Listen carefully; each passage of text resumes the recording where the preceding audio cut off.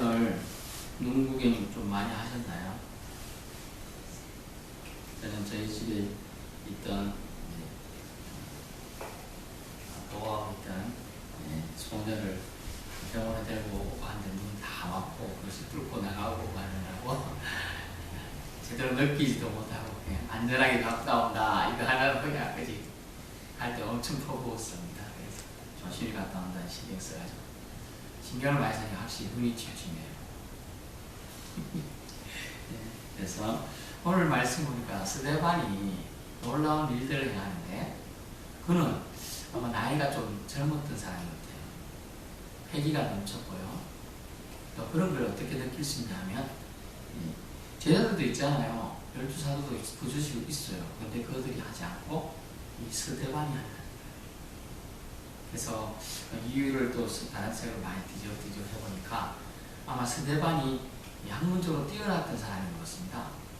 사울만큼 견줄 만한 사람. 그리고 그가 말을 아주 조리 있게 잘 하는 사람이었던 것 같아요. 그것을 어떻게 할 수 있느냐. 9절에 더불어 논쟁할세. 이게 지난번에 말씀드렸지만 헬라파 유대인이 있고 히브리파 유대인이 있다 했습니다. 헬라파는 학문적으로 뛰어납니다. 알렉산드리아 들어보셨나요? 그쪽 지역에 영향에 의해서 많이 뛰어난 사람들인데 그 사람들과 논쟁을 하려고 하면 이 헬라파 유대인으로서 이 집사가 된 이 사람이 뛰어나. 원래 집사의 일이 뭐라고 했어요? 지난주 말씀을 기구를 생각해보면 구제 역할이었습니다. 근데 그런 역할을 잘 해왔겠죠. 하다 보니까 구제 역할도 잘하는데 이 사람이 재능을 또 발견하는데 뭐냐 하면 논쟁이나 토론이나 이런 거 할 때 아주 논리적이고 잘 얘기한다는 것입니다. 그래서 그가 어쨌든 오늘 대표격이 되어서 대신 이 토론의 장에 나가서 그들과 쟁론하는 것을 볼 수가 있습니다. 그러려면 그가 뭔가가 넘쳐야 돼. 그 뭔가가 오늘 뭐라고 나오면 지혜와 성령이라는 단어를 씁니다. 그래서 지혜와 성령이면 우리가 사람의 지혜로 착각할 수 있기 때문에 정확하게 해석하면 하나님의 지혜와 성령에 의해서 그가 이 일을 했다. 제가 좀 뭔가를 하면 좀 피곤해요. 특별히 이제 제가 가급적 일을 바깥에 출입 안 하려고 하는 날이 수요일하고 금요일입니다. 토요일도 가급적 안 움직이려고 합니다. 일요일과 그 다음날이기 때문에. 근데 움직이게 되면 별거 안 했는데요. 엄청 피곤해서 확실히 이거 영적인 것을 다루려고 노력하는 사람은 이 분주함에 시달리게 되면 아주 피폐해지는 걸 느꼈습니다. 그래서 가급적 안 하지만 어쨌든 그런 일이 생겨서 왔다 갔다 하다 보니 그렇게 되는데 스테반은 아주 이거 감동된 사람이라 보니까 피곤함이 없이 이 종령을 다 감당했다는 것이죠. 그것을 어떻게 알 수 있느냐가 오늘 살펴보자. 스데반 사건을 통한 몇 가지 크게 나눌 수 있는데 첫 번째는 뭐냐면 반작용이에요. 스데반 사건에 대한 역작용. 무엇일까요? 첫 번째 뭐냐면 그가 논쟁을 하게 되었다는 것이죠. 9절. 어떤 근데 잘 보면 온 사람들이 회당에 있어 어떤 자들이 일어나 더불어 논쟁할세. 논쟁이 나쁜가요? 디베이트, 토론 이런 건 다 괜찮아요. 우리 정쟁이라고 하죠. 정치 같은 게 막 말싸움하고 지난번에 막 내년도 예산 잡는다 그때만에 막살 잡고 막 체류탄 어디서 구해왔는지 국회에 체류탄을 뿌리고 그랬어요. 몇 년 전에. 아이고 보면서 대단하다 정말 한국 국회 이렇게 생각했습니다.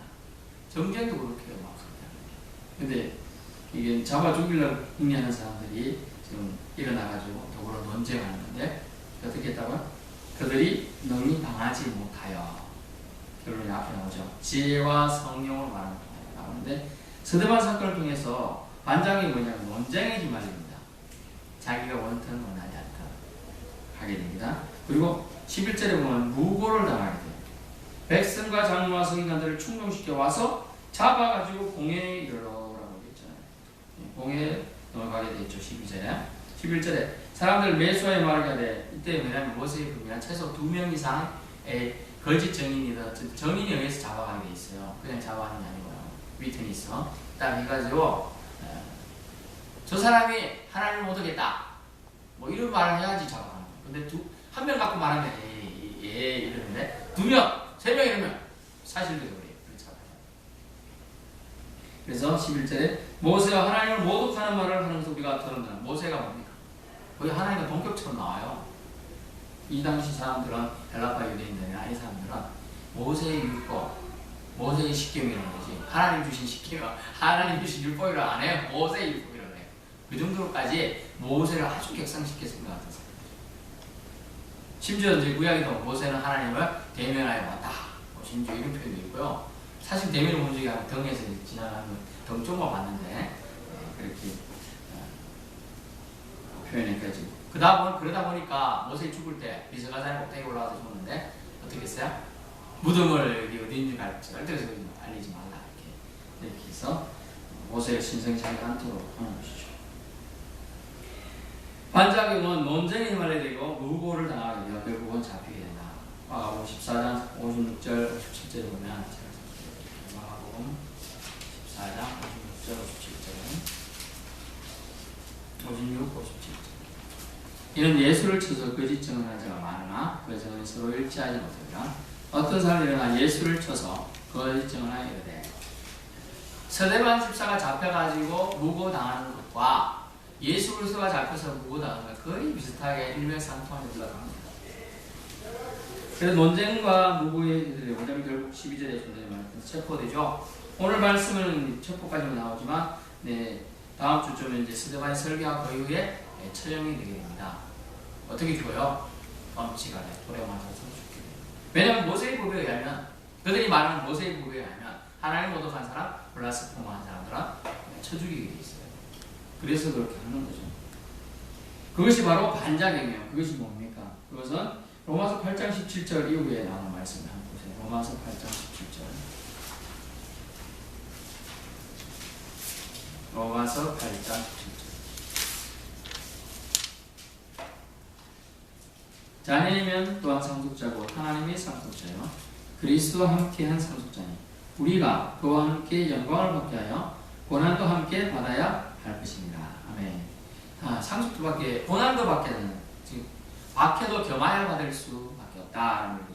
박해가 있을 거라는 것이 그게 반작용이라는 거죠. 논쟁도 무고의 체포도 결국 죽게 되는 일까지 예수 그리스도가 들어가신 것과 거의 일맥상통하게 스데반은 겪게 됩니다. 그것이 반작용이죠. 스데반이 예수를 잘 믿은 이유 때문에 일이 생기게 됩니다. 그리고 둘째는 뭐냐면 순작용 또는 작용인데요. 무슨 일이 있었냐면 스데반 사건을 통해서 알 수 있는 것은 스데반은 큰 능력도 행할 수가 있었다. 물론 예수 그리스도의 힘을 입으세요. 큰 능력도 행할 수 있다. 8절 봅니다.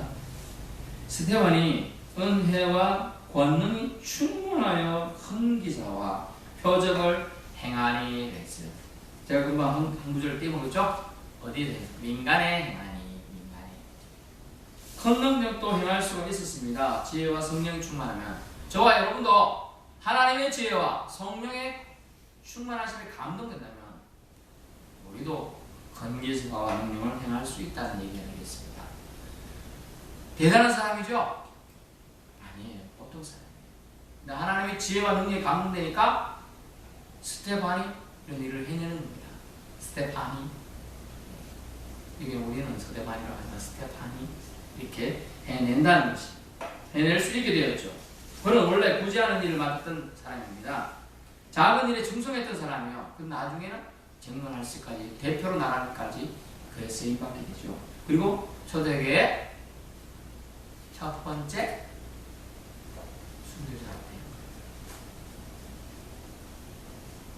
예수님 당시에도 먼저 죽은 사람 한 명 있는데 누구예요?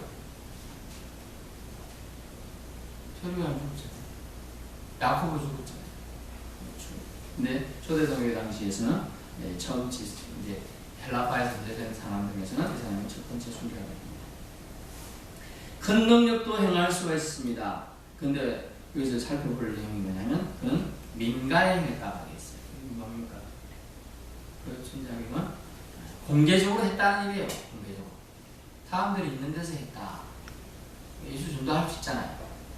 그 사람, 아픈 사람 굉장히 앉아서 고칠 수 있잖아요.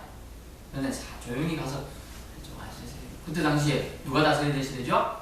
티투스 장군에 의해서 로마가 점령했어요. 이스라엘을. 완전 점령해가지고 없어요. 예루살렘 성도 다 해파됐어요.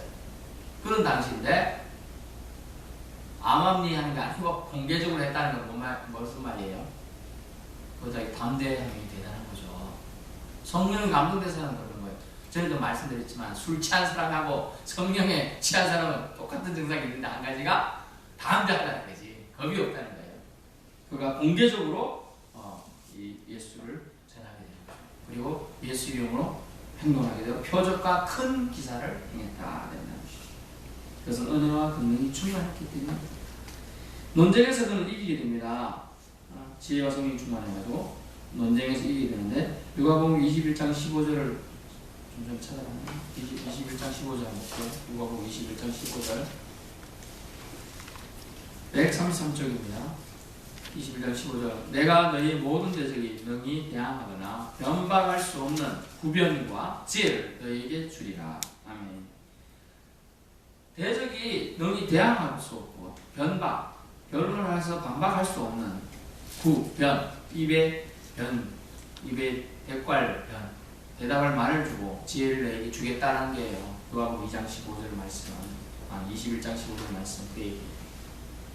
결국은 논쟁에서 이길 것도 하나님이 넣어주신다.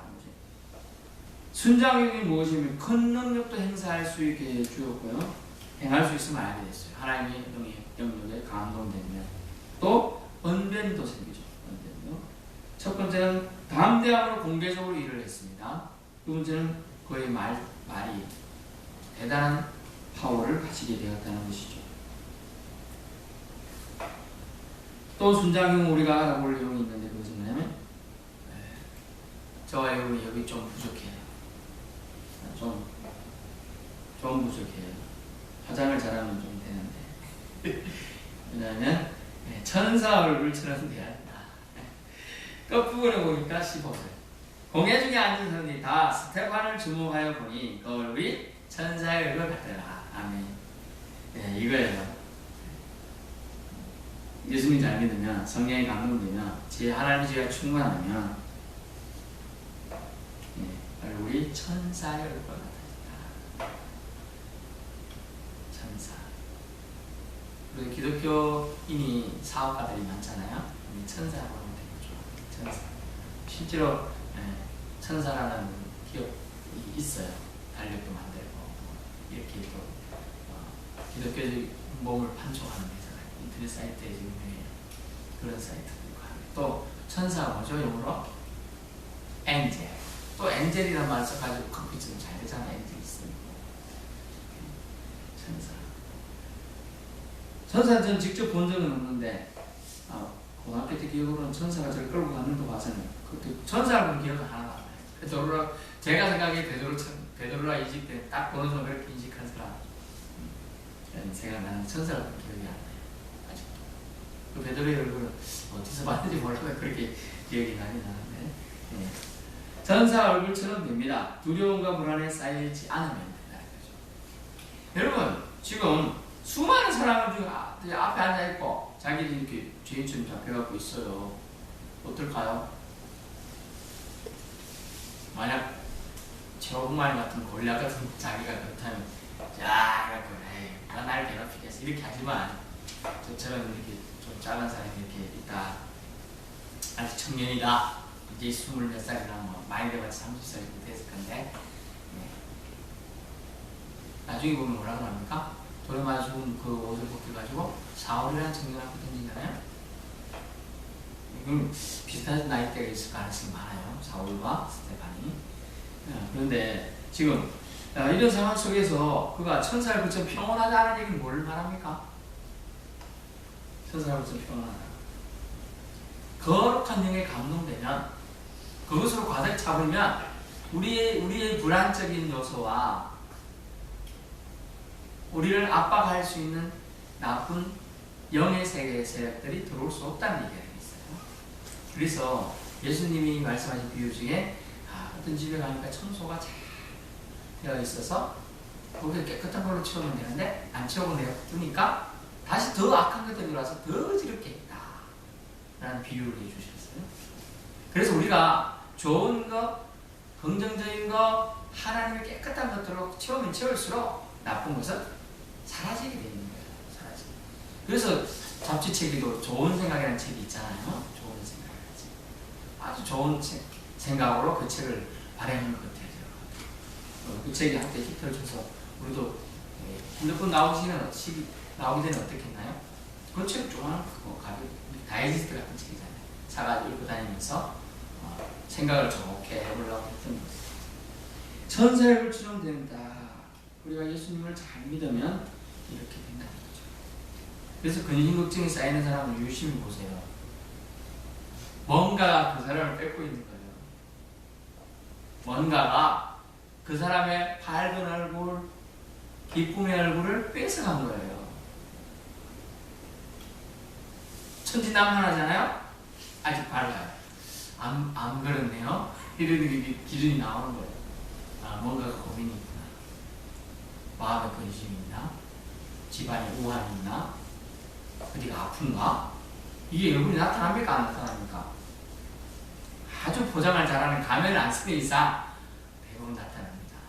그래서 우리는 천사 얼굴 되기를 사모할 필요는 없어요. 그러나 천사 얼굴을 주는 조건이 뭐였죠? 하나님의 지혜와 성령이 감동되는 걸 사모해야 되겠습니다.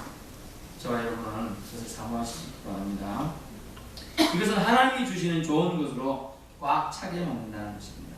충만하게 한다는 단어가 오늘 쓰여져 있지 않습니까? 8절에 은혜와 권능이 충만하여 라는 단어를 쓰고 있습니다. 그리고 10절에도 지혜와 성령으로 말함을 얘기하고 있어요. 전에도 말씀드렸지만 가득한 게 나오는 거예요. 가득한 게.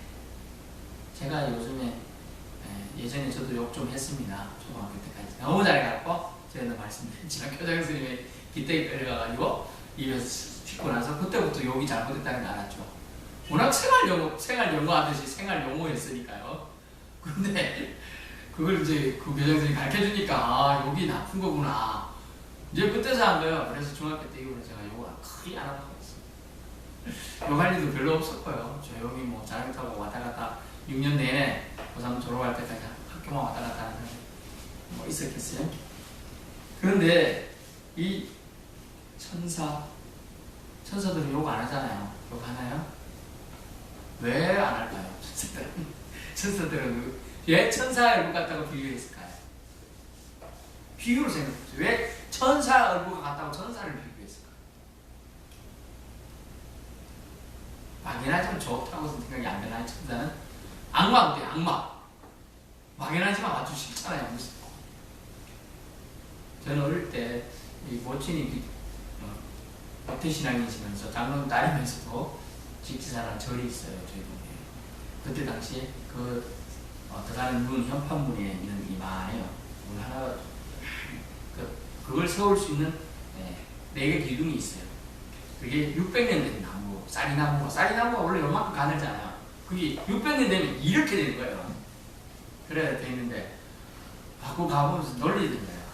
너는 말 안 들으면 저기 봐봐 보금 4천 항상 있어요. 항상. 그래요.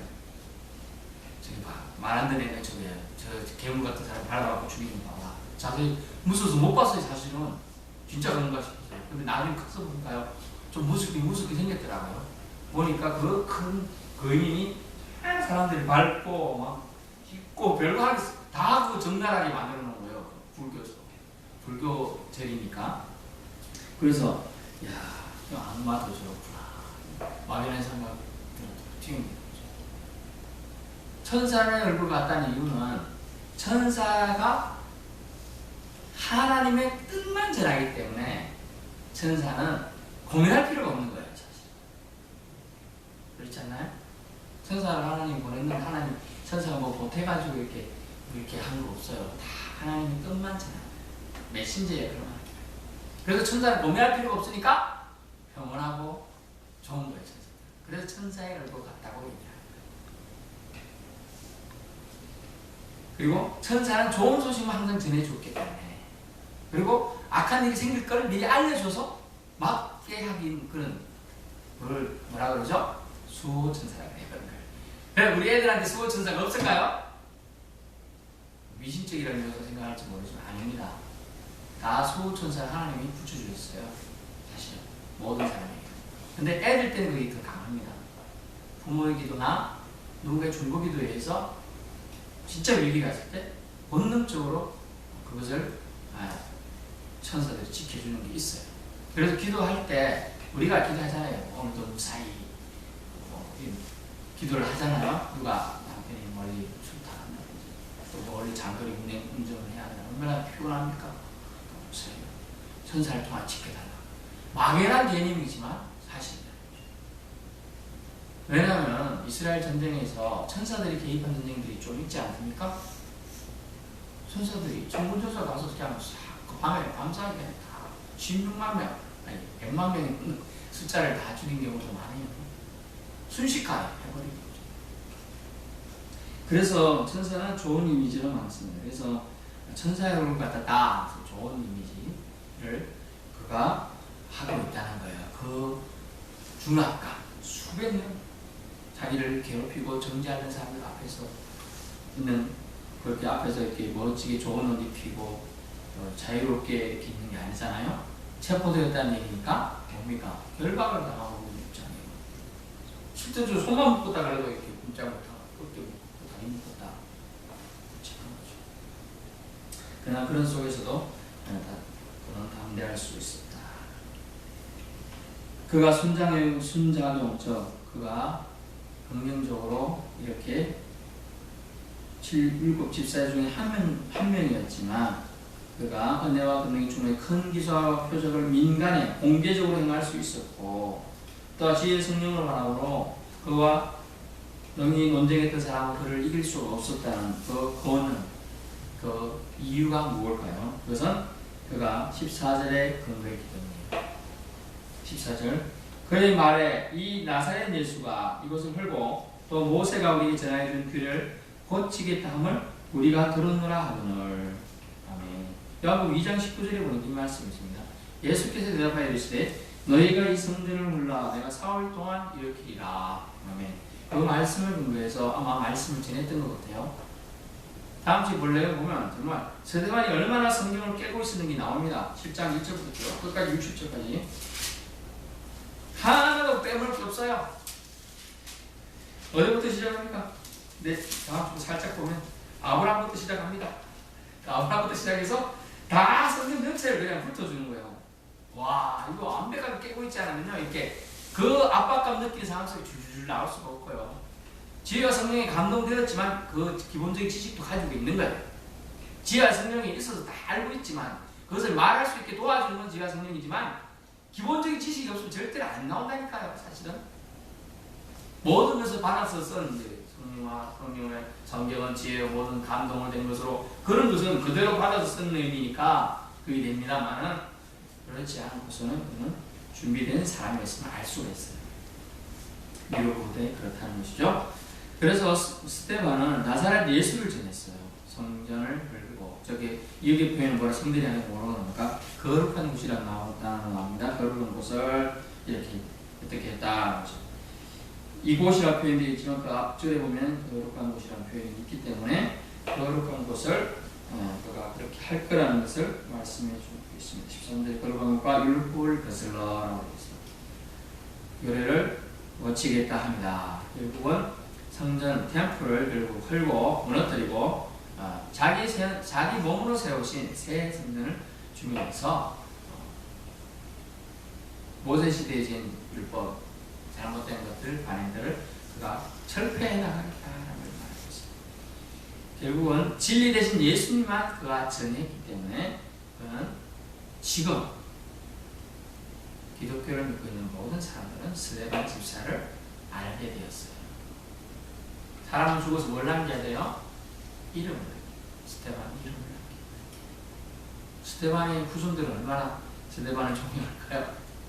저는 알지도 못하는 35대 위에 왕건 대신 죽었다는 그 신순경 할아버지를 존경하는데 알지도 못하는 사람이 뭔지도 모르는데 이렇게 유명한 사람이 일곱 집사 중에서도 제일 질질로 초대교회에서 제일 사도들도 사실 인정했기 때문에 대신 내보낸 겁니다. 대표되고 해서 쟁론에서 그들을 이기고 하나님이 영이 더 강함을 보여주라. 지식적인 게 아니다. 하나님이 제가 최고라는 걸 보여주라. 그런 의미로 나가는 것이죠. 오늘날 말하면 읍면대에 나가듯이 나갔어요. 전에 논쟁할 때. 그들이 설득하고. 왜냐하면 헬라 지역은 수사학이 메토릭이 아주 강한 나라예요. 논리학도 강하고 수사학, 웅변술도 강하고 그런 나라인데 그런 걸 좋아하니까 사람들이 모여가지고 막 회당이라는 의미가 그 동시에 예루살렘만 10곳이 있었다. 오늘 표현은 자유민들이라는 표현인데 이 단어 쓰면 뭐냐면 노예로 살던 사람이 해방되었다는 의미가 들어가거든요. 그 사람들이 자기 땅을 가기가 힘드니까 그 근처에 그냥 회당을 짓고 모이면서 모임을 가졌거든요. 이제 말을 맺습니다. 오늘 스데반 사건, 스데반의 잡힌 사건을 통해서 우리에게 주는 교훈은 자격만 있으면 좋습니다만 반작용 때문에 신앙생활을 포기해야 될까요? 아니면 주님을 섬기는 자는 박해도 경화와 바라지 않은 주님의 음성을 듣고 기억하고 묵묵히 이 길을 가야 할까요? 목사님, 저는 반작용 연구소 가서 믿음 생활 슬슬 할래요. 또 어떤 사람은 대충 할래요. 믿음 사실 많거든요. 믿음에 좀 한 단계 전진하려고 할 때 시험에서 넘어지기 하는 것이 사탄마귀의 계략이에요. 사실 많아요. 그건 진짜 신앙이 좋다가 막 잘 하다가 갑자기 꼬꾸라지는 분들 가끔 있잖아요. 그게 왜 그러냐면 시험의 단계를 줄 때 사탄마귀도 같이 와. 축복 주는데 말에 빼가지고 자꾸 이렇게 충동질하고 못해요. 그때 우리는 넘어서야 될 그런 못 넘어서는 거죠. 그러나 스데반은 지혜와 성령을 충만했기 때문에 이걸 넘었습니다. 그래서 하나님의 뜻을 온전히 드러내고 순종하는 것이죠. 우리는 어떻게 해야 될까요? 저는 그래서 스데반이 가지고 있던 순교하는 정신은 소유하지만 제일 더 바라는 것은 뭐냐? 그애가 하나님의 감동된 은혜와 권능의 충만함이 저에게 있기를 원합니다. 저희 여러분도 은혜와 권능, 하나님의 은혜와 권능과 충만하면 사실 무엇이 두렵겠습니까? 또 무엇을 못하겠습니까? 우리는 하나님이 주신 은혜와 권능이 우리 삶에 충만하면 스데반이 한 큰 기사와 표적도 우리도 해낼 줄 믿습니다. 우리의 기도는 강력한 힘이 있습니다. 거기에는 우리가 외세우고 아무 별 모양 없어 보이죠. 우리 안에 거하시는 분은 위대하시니까요. 우리는 작지만 우리 안에 거하시고 우리와 함께 하시는 분은 위대하십니다. 믿으실 수 있기 바랍니다. 그러므로 우리는 절대로 타협하거나 신앙생활을 포기해서는 안 되겠습니다. 어떤 유행이 오더라도 좋은 작용만 있으면 좋겠지만 그렇지 않을지라도 반작용 때문에 우리가 힘들고 도중에 포기하고 싶을지라도 주님을 섬기는 자는 당장에 하나님이 도와주실 걸 믿고 끝까지 신앙생활을 해나가는 저와 여러분 되시길 예수님으로 축원합니다. 사랑해 주님 감사합니다.